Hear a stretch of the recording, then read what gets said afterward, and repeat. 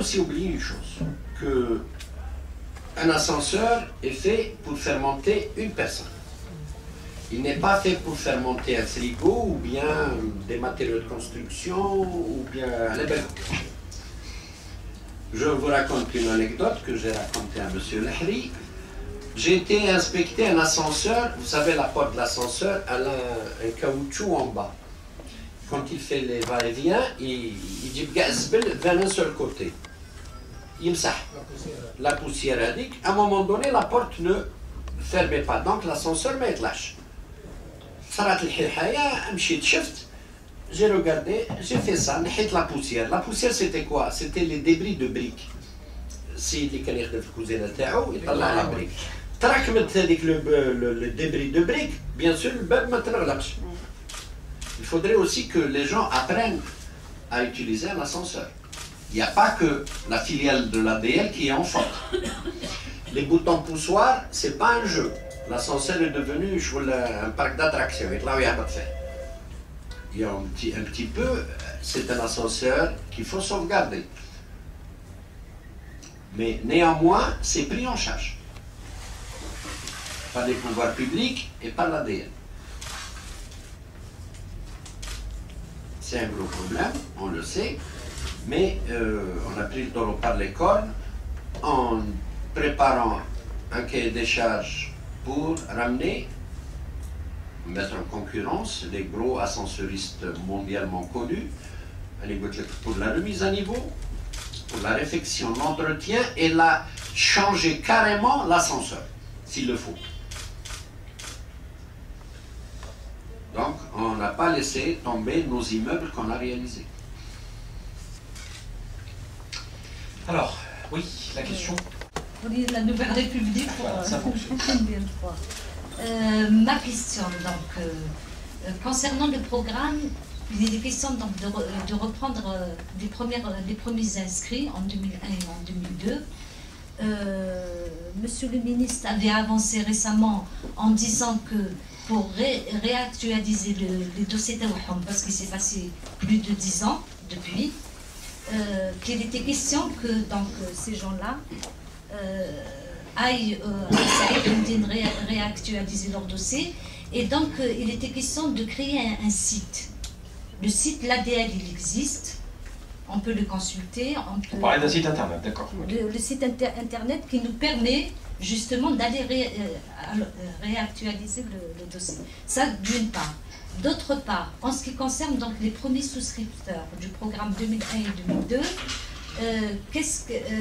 ceux qui sont partis en retraite aujourd'hui, parmi tous ces fonctionnaires, tous ces travailleurs de la classe moyenne, comment, c'est-à-dire les services de l'ADL pensent prendre en charge cette catégorie.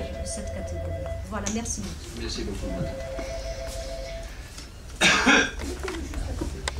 Concernant les gens à qui un communiqué a été fait, et j'ai même souligné ça à la télévision, que les gens qui sont inscrits en 2001, 2002, mais jusqu'à 2005, il y a aussi des gens qui ont souscrit 2003, 2004, 2005, il ne faut pas les oublier.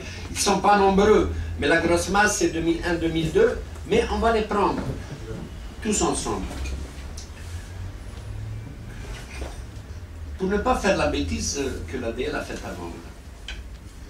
L'ADL actuellement ne peut pas recevoir 5000 personnes d'un coup. Il faut là. Moi, je travaille dans un cadre organisé. Alors, on est en train de préparer, madame. Et ça, il faudrait que vous le mettiez, j'insiste. Parce que le gros problème est celui-là.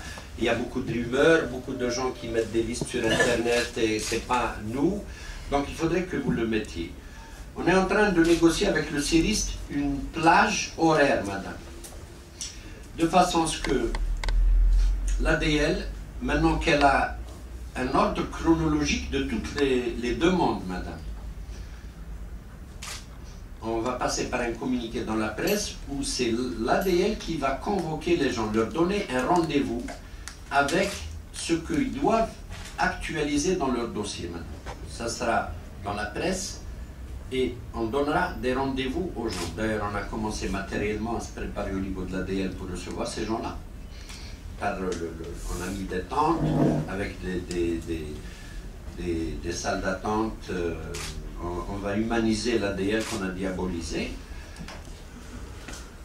On ne peut pas recevoir plus de 1000 personnes par jour maintenant.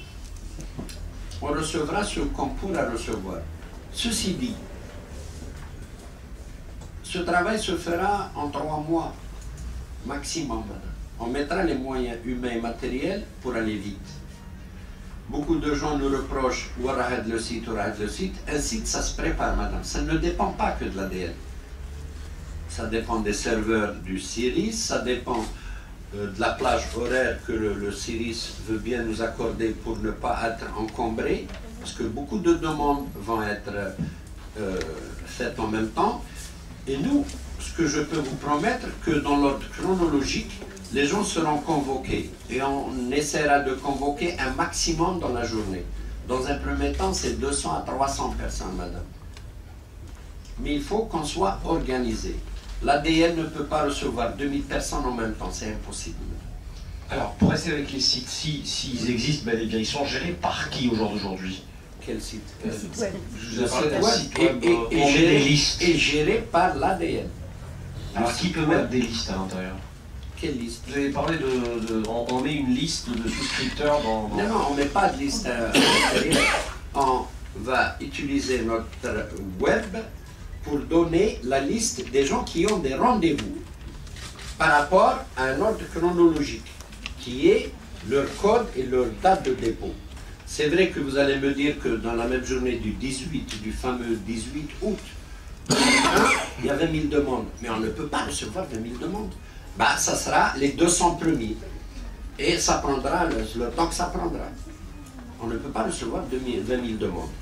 Mais ce que je peux vous promettre, que tout le monde sera convoqué. Ce sera au niveau de la direction générale? Toujours. C'est avec Hamdine. C'est avec Hamdine, mais ça sera 200-300 personnes. On ne peut pas recevoir 100 000 personnes. C'est impossible. Très bien. Le deuxième volet concernait les départ. Par rapport à ce point. Oui. Donc les gens sont convoqués par le net. Je veux dire, ils doivent consulter le site. Oui, en dehors du site, ils ne recevront pas de convocation à la maison. Non. Donc uniquement via Internet. Via Internet. Je ne pourrais pas, madame, convoquer tout le monde par Blabria. Je vais vous expliquer, madame. La moitié de ces gens-là n'habitent plus à cette adresse, madame. On va encore créer un autre flou. Il n'y a pas que le net. Mais un douche fait d'aro et cybercafé. Si vous avez une autre solution, Madalik. Donc apparemment, il n'y a que le... C'est la transparence. Si vous payez comme consultante, monsieur. C'est la transparence et l'organisation, madame. J'insiste sur ça. C'est organisé et c'est transparent. Mais comment les convoquer par le site? Et ils doivent consulter.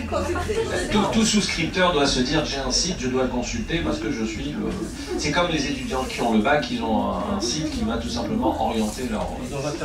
Ça doit devenir une habitude de consulter le site. C'est déjà une habitude aux gens à travers la presse. C'est déjà une habitude. La retraite, les retraités. Les retraités. Est-ce qu'il y a toujours une question dans toujours le site? À partir de quand les gens vont consulter le site? Il est en construction, comme la plupart des sites en Algérie.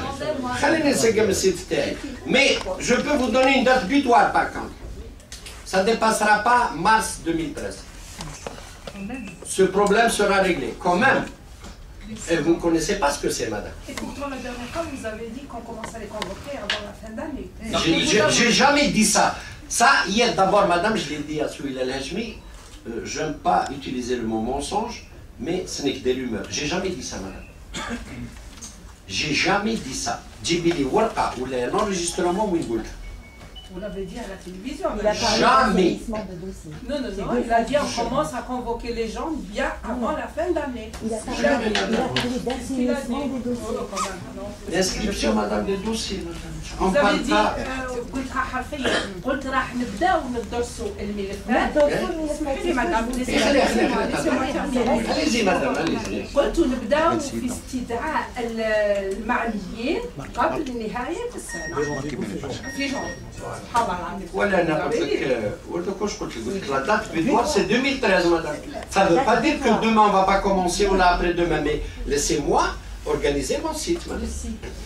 possible que la semaine prochaine, on aura tout réglé avec le CERIS et les moyens humains et matériels, on va démarrer. Et pour l'ouverture des souscriptions, est-ce que ça sera toujours janvier 2013? L'ouverture de nouvelles souscriptions. Oui. Est-ce que ça sera toujours janvier 2013? On espère. D'accord. Alors, ici on est organisé à présent. On espère. On revient à la question de la journaliste de la Nouvelle République sur le départ en retraite entre-temps. Les départs en retraite. Comment vous gérez ça? Comment on pense gérer ça? On pense, hein. Ça ne veut pas dire qu'on va les gérer. Donc c'est pas tout à fait tranché pour le moment. Pour le moment, c'est pas encore tout à fait tranché, mais on a des idées qu'on va proposer pour voir. Les critères d'éligibilité sont les mêmes, madame. Les critères d'éligibilité sont les mêmes. Mais on vit en Algérie, madame. Vous savez que même un père retraité, il a une retraite, il peut se faire aider par ses filles, par ses gosses. Il va garder, madame, les mêmes avantages qu'elle. S'il est capable de payer un loyer, sans plus. Mais il n'est pas exclu. Non, pas du tout. Pas du tout. S'il est retraité, il n'est pas exclu. Pas du tout. On n'exclut personne, madame. D'accord. Et c'est bien d'avoir posé cette question. Là aussi, la rumeur, elle a fait chouïa. On nous fait dire ce qu'on nous fait, ce qu'on ne dit pas. Vous savez, un retraité peut partir à 60 ans, 65 ans.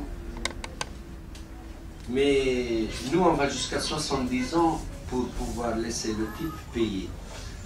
On écoute, il n'y a pas un retraité ici, en Algérie, qui n'est pas aidé par sa famille, soit ses filles, soit ses gosses.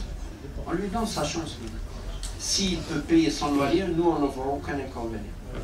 Alors, la journaliste de la Nouvelle République a bien fait de poser cette question, puisque finalement, on parle, on va dire, de souscripteurs qui ont changé de statut. Je reste dans le même sillage pratiquement, et je vous dis des souscripteurs qui ont connu une augmentation de salaire. Puisqu'il y a eu des hausses de salaire ces dernières années. Considérable. Considérable, tout à fait. Vous avez parlé d'une limite à l'époque, et maintenant, ça varie entre 70 000 et 108 000 dinars. C'est bien cela. C'est ça. Alors maintenant, pour celui qui a eu, on va dire, la chance d'avoir son salaire augmenté, il était souscripteur en 2001, qu'est-ce que vous faites? Alors, vous le gardez, vous l'orientez ailleurs? Alors, il faudrait savoir que maintenant, il y a 3 segments concernant les logements. Il y a le social locatif, la location-vente et le LPP. Le LPP, c'est le logement promotionnel public. Alors, concernant le logement social locatif, c'est les gens qui touchent moins de 18 000 dinars, vont au social. Les gens qui touchent entre 18 et 108 000 dinars vont à la location-vente. Les gens qui touchent au-delà de 108 000 vont au LPP.